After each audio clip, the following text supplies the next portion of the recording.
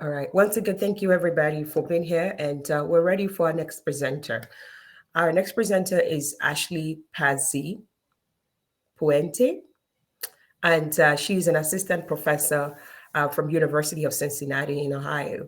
Today, she'll be sharing about the topic titled "Fabrication of Metallic Lattice Structures via a Decoupled Printing and Alloying Approach." And Ashley, we're ready to have you. Thank you for joining us. Okay. Thank you very much, Abby. You're welcome. I'll share my screen. Let me know if it's coming up okay.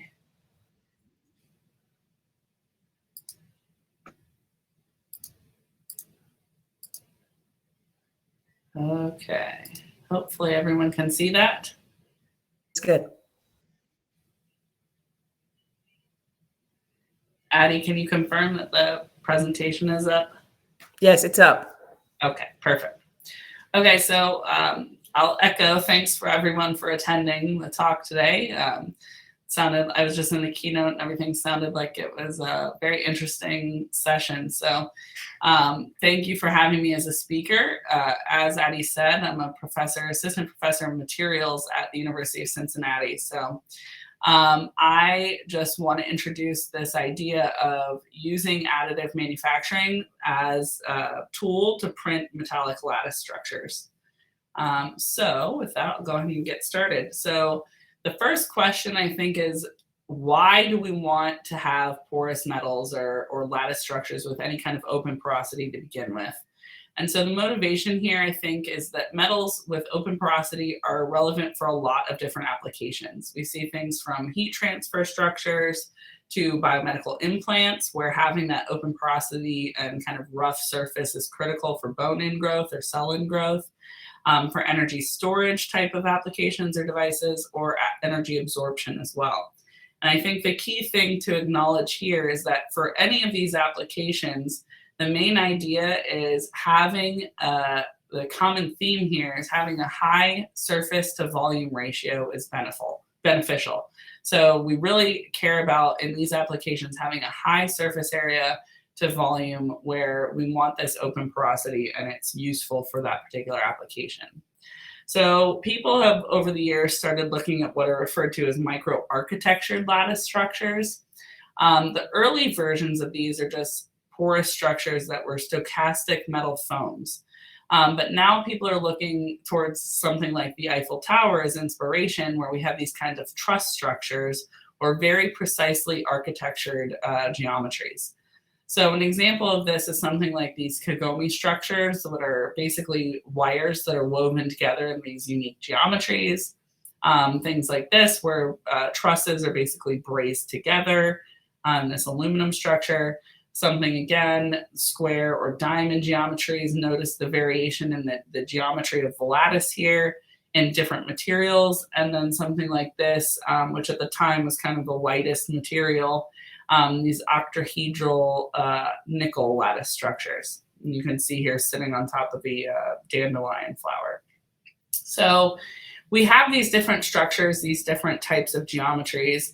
And one of the things that we perhaps want to ask is, what properties do we get out of all of these different geometries, right? We know that the type of the lattice determines the properties. So one of the things we can do that I'm not particularly an expert in, but have collaborators that are, is use topological optimization. And so this is just to say basically that, again, the geometry of these lattice structures really influences the properties of the material. So again, as a material scientist, we focus really a lot on this materials tetrahedron concept of processing, structure, properties, performance, right? So the structure directly influences the properties and performance of the material. So if I look at, for example, these three types of geometries in this lattice structure, and I want to look at something like minimizing the weight versus thermal performance index, right? Some kind of heat transfer or permeability measurement here. We can see that there's drastically different performance between these three geometries, the square, triangle, and hexagon shapes. But more than that, and just caring about the geometry, we want to know if we can actually manufacture these structures, right? So there's actually something as well known as manufacturing-based topological optimization, where here the approach, we know we're using this approach where material is either deposited or removed, and we want to mimic the manufacturing process essentially. So you can provide inputs to this process where the designer has control over the material itself, the length scales, curvatures, shapes, and etc. And so, for example, we might want to design a type of structure where we have a maximum biaxial stiffness, but specifically with a 50% volume fraction of material. And so just to give you an idea, if this is completely an uncontrolled problem in terms of the manufacturing approach, we can have a maximum biaxial stiffness with a 50% volume fraction of material, and this is the geometry that it comes up with. This is the optimized geometry with no other kind of constraints.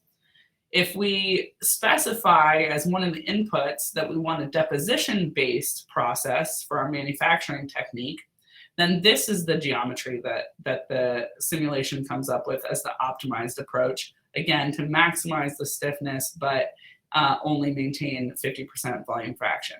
So now this is a kind of length scale controlled process. Another option is instead of deposition, we have removal of material or etching, for instance.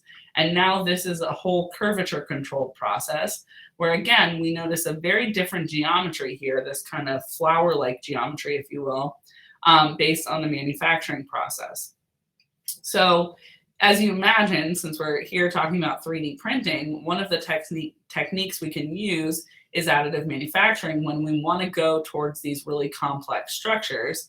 But still, even something like this uncontrolled case might not be achievable even with additive. So this is just to say we have to think about the manufacturing technique that we're using in order to achieve the structures that have the optimized performance. So how are porous metals or metallic lattice structures fabricated right now? Well, like I said, we kind of started with these stochastic techniques where we have random porosity in some kind of casting or replication technique where we just kind of use sintering and only partially sintered materials so we had some porosity remaining. Or we can use something like these foaming agents. But again, stochastic, random, not necessarily predictable with periodic structures, not really getting towards these lattice structures that we're designing more today.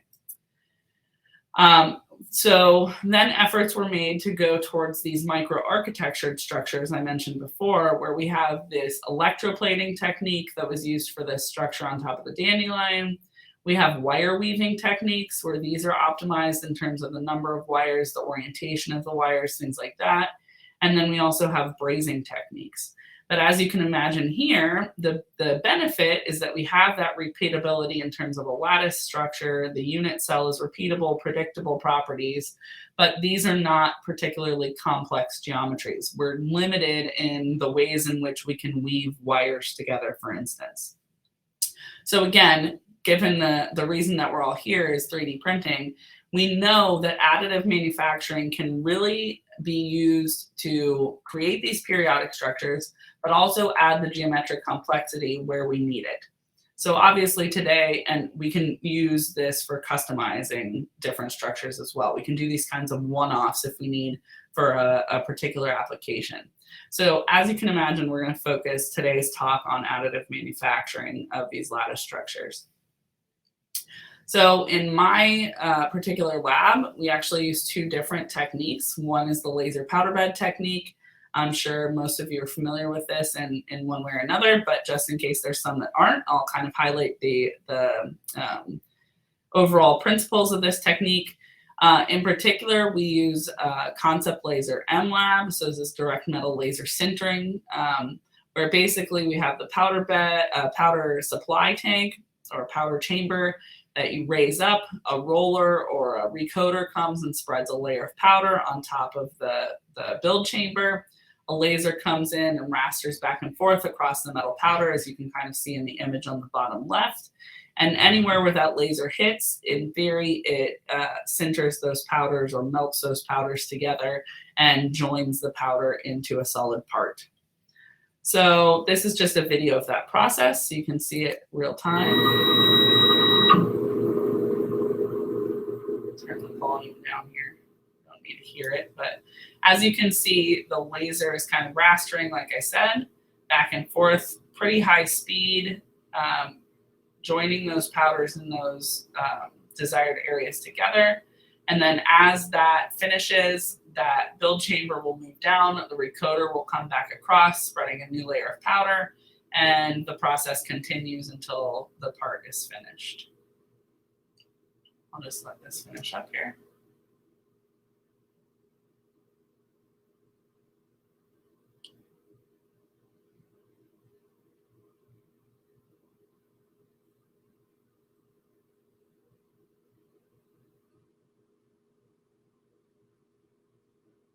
Okay, so the nice thing about this is that we can create quite a wide range of lattice structures. You see some different size scales here, some different geometries, all of this. But even better is we can incorporate multiple different types of structures or unit cells into one particular part. So this example here by Lockheed Martin, where you see a variety of different types of structures in one part. This is good for R&D or testing purposes if we want to test the permeability of different geometries all in one build, or in fact for applications or production of parts where we might want to have a graded structure in one area where we have a finer mesh or a larger mesh in different regions depending on the stress that the part experiences in different areas. The other technique that we use in my lab is kind of an extrusion-based technique, but not a typical FDM, if you will, but a particle-based ink printing process, or sometimes referred to as direct ink writing. So in this particular technique, we have a particle-laden ink that basically uses a polymer binder and has, in our case, metallic powders suspended in that ink. It gets extruded using pressure through this syringe, basically. And we print fibers that dry pretty much upon printing. So this is a video of that process. So you can see this is a self-supporting structure. We can print basically these cylinders or lattice structures using this process, and it pretty much dries instantaneously upon printing because there's some solvents in that ink that are quite volatile that keep it viscous enough, or not too viscous that it can print, but then viscous enough that it self-supports on printing. Okay, so you can imagine this is a bit different technique and has different benefits of the laser powder bed process, where here this is all done at room temperature. We don't need any particular atmosphere. It's done under air, and we can get some nice structures using this. The downsides of this are we can't get as complex of geometries using this technique, and we do have to do post-processing, and we can't use the part as is out of the printer. So this is known as a green body, where then we have to take it and do a pyrolysis and sintering step, where we burn off the polymer binder and sinter the powders together to get something like this, where we have a true metallic structure. Okay? So this has been done and demonstrated with a variety of different metals. We have been using nickel in my lab, which we'll talk about here in a second. But again, the nice thing about this, one of the big advantages, is we can kind of print these in sheets, again, at various size scales or length scales. But the nice thing is if you print a sheet of this, you can treat it almost like paper in the sense that in the green state, it's still flexible. And so it's been demonstrated that you can take this kind of sheet of printed material, fold it just like you would an origami type structure. So this is an example of an origami crane that was titanium nitride. And then after the post-processing, the pyrolysis and sintering step, and in this case, an additional reduction step, we go from titanium nitride to replicating that structure of the origami crane in pure titanium once the nitrogen is removed.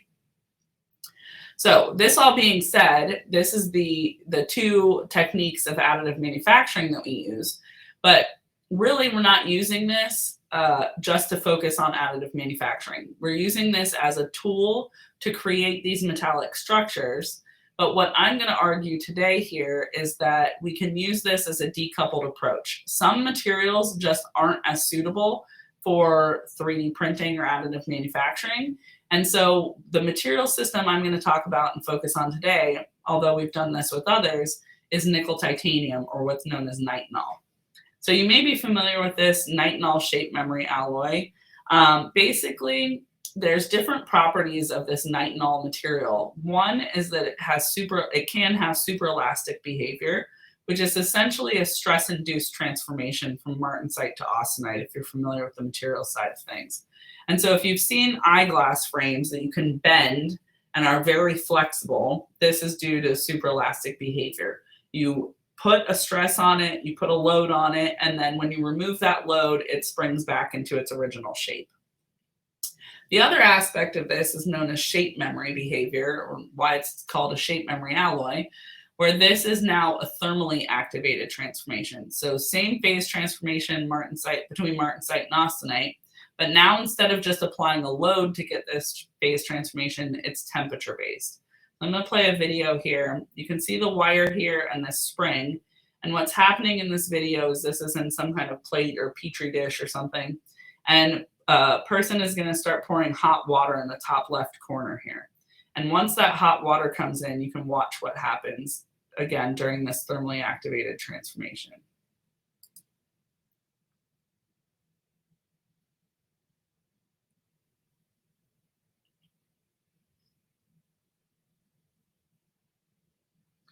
So as you can see, the wire turned into the shape of the 4-leaf clover. That's known as its shape set shape. And then the spring starts contracting back to its original shape. Now, one of the things that I'll mention here is that you can see that was a relatively slow process. So for a variety of reasons, we want to make that a faster response, because these are typically used in like actuation or switches to turn things on and off, things like that. So we want to make that response as quick as possible. The other nice thing about nitinol is that it's biocompatible. So this is a picture of some stents. So these are actually used in as stent materials to open up arteries for people who have blockages. There's people use these as bone implants as well, because the stiffness of nitinol is comparable with bone, particularly when you get it in these lattice type geometries. One of the things that makes this material particularly difficult to 3D print or additively manufacture, though, is the fact that the shape memory or superelastic behavior is very, very composition dependent. So you notice here this transformation temperature, or the temperature at which this behavior takes place, either the superelastic or shape memory, changes drastically with composition. So you see here about 75 degrees Celsius down to about -150 or so over a plus or minus 1 atomic percent nickel content. So in order to design this material for particular applications, we really care about where this transformation temperature is. And so if we have a process where titanium evaporates, or we can't control this exact composition, it makes it difficult. Or if we get contamination in terms of oxidation or anything like that. So if we want to make this response faster, the additional benefits of making this a lattice structure or scaffold are that we have open porosity. And in fact, not just the open porosity designed into that lattice structure, but if we can actually hollow the struts, or the wire in the spring, or this wire here in the 4-leaf clover structure, or hollow the struts of the scaffold itself, we can increase the surface area to volume ratio, and we can get a faster thermal actuation. So that's one of our goals.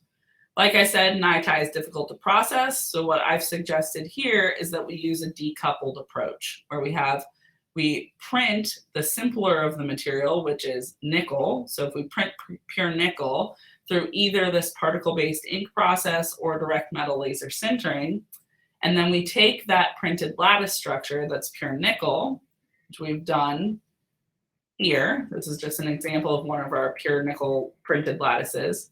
And then we use a process called gas phase alloying or pack cementation to create the NiTi structure. So this is just a representation of a cross-section of one of these struts in our lattice structure. If we use this gas phase alloying approach to coat this nickel structure with titanium and then homogenize it, taking advantage of the small diffusion distances that are existing here in these lattice structures, we can actually get a homogenized nickel titanium near equiatomic composition that we need for our shape memory behavior. Now, like I said, our goal here is to actually make this hollow, and we're taking advantage of an effect called the Kirkendall effect that I'll talk about in a little bit, where this is basically actually hollowing through this diffusion process. So we get hollow struts within our lattice structure. The first question, though, is how do we deposit titanium, right? I said we use this gas phase alloying technique to deposit titanium on nickel.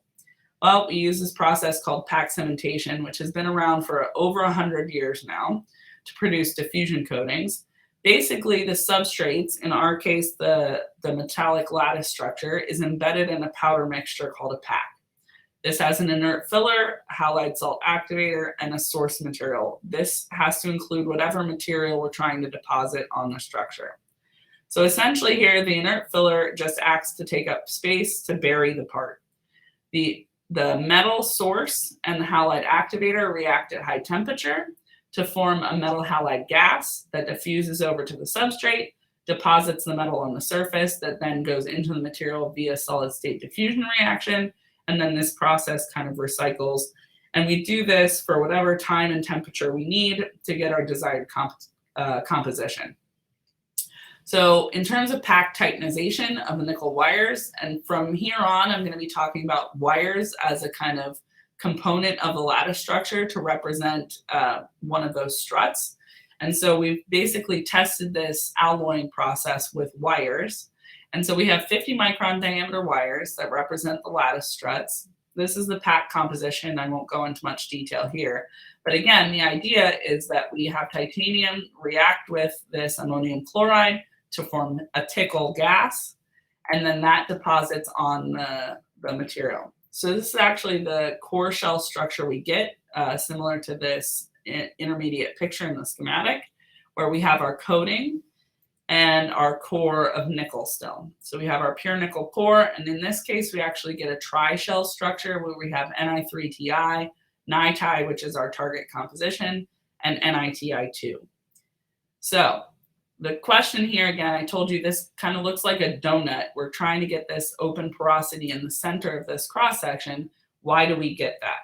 Well, I mentioned the Kirkendall effect.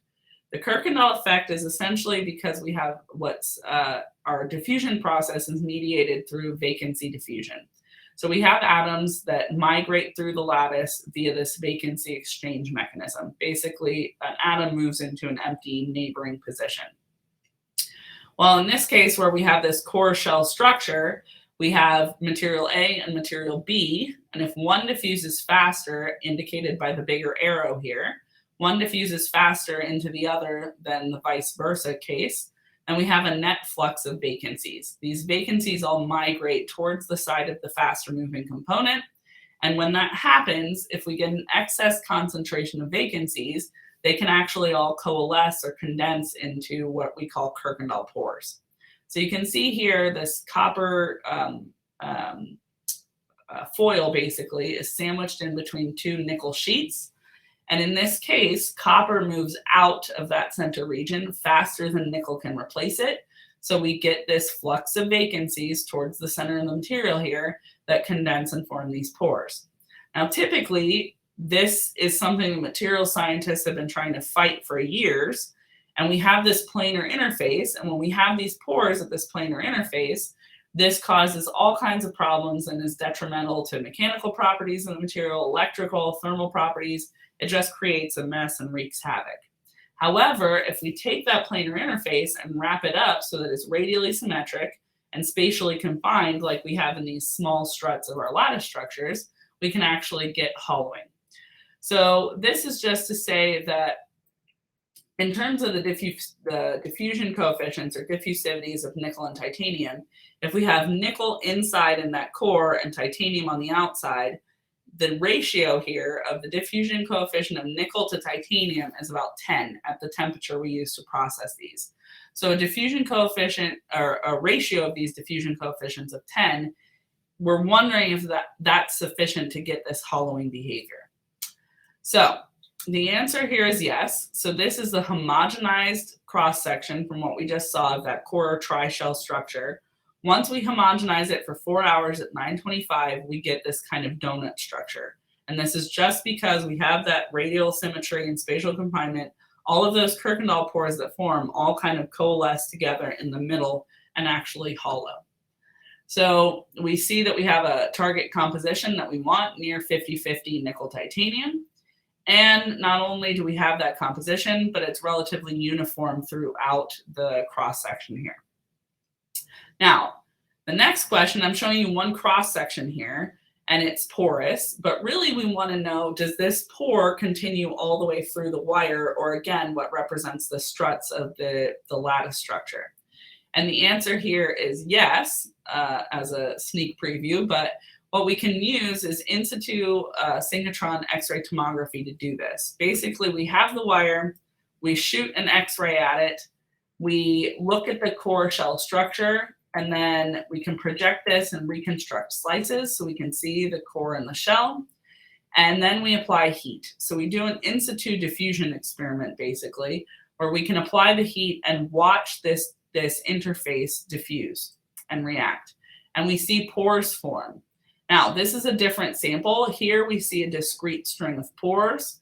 But if we look at the Lattice system using that same process, we actually see that this pore starts to form a channel along the whole length of the wire. And after about 8 hours, we see a continuous tube all the way through the length of that, where this dark gray region represents that pore channel. So we do, in fact, get a microtube. But again, our target here is to get a material with this internal porosity in a lattice structure, but that has shape memory and or superelastic behavior. Here we see that this ratio of 10 is sufficient to get this Kirkendall hollowing behavior. But like I said, is it superelastic or shape memory? We don't know at this point. There's two main ways to characterize the shape memory behavior. One is through thermal characterization, and one is mechanical. Here, this is a DSC curve. If you're familiar, basically you're measuring heat flow as a function of temperature. And the fact that we have these humps in this curve, both on heating and cooling, indicate that we do get that phase transformation from martensite to austenite. And we see the phase transformation taking place, and we can actually use the peaks in this curve to determine at what temperature those transformations take place. And then in terms of mechanical characterization, we're basically doing, this is DMA, or dynamic mechanical analysis, basically a baby tensile test where we're pulling on the wire. As we load this wire, apply different loads and stress the material, you can see the measured strain here. I won't get into the details here, but the situation is, for instance, if you look at this pink curve, we stress the material, we pull on it, we stretch it. When we unload, we have some elastic recovery here, but then when we heat the wire up, this arrow indicates the strain recovery after we heat the wire with just a heat gun, and it goes back to this point. So this indicates here at the start of this 6% cycle that we do indeed have shape memory behavior. So with that, I'll just summarize. I'm about out of time here. We're using this particle-based ink printing or direct metal laser sintering additive manufacturing process to create the base of our lattice structure out of pure nickel, and then using the decoupled approach to separately alloy the material to get nickel titanium. We demonstrated this for wires so far as a kind of substitute of an individual strut in the lattice structure, and we are able to get this near equiatomic NiTi composition and demonstrate that we get shape memory and or superelastic behavior in the material. And then I'll end with thanking you all for your attention. And with my favorite part of this is these are actual Kirkendall pores that formed in these metallic wires where we were doing this tomography experiments. And I like to say that Mother Nature has a sense of humor forming all of these smiley faces in our experiments. And with that, if we have any time, I'll take any questions. Thank you. Thank you so much for that, and we appreciate you sharing your expertise with us. There's no question in the question box at the moment. We've also kind of run out of time. Yeah. Dr. Ashley will still be around. If you have any questions once we go on break, please feel free to find her during the networking time and connect with her and learn more about our work. And if you're in the Cincinnati area, I think you should stop by our lab. I think you would be interested to see more of what you do in person. Thank you for sharing with us today. Yep. Thank you. And everybody's welcome if you are in the area, like Addie said. I'm more than welcome to give some tours or talk in more detail.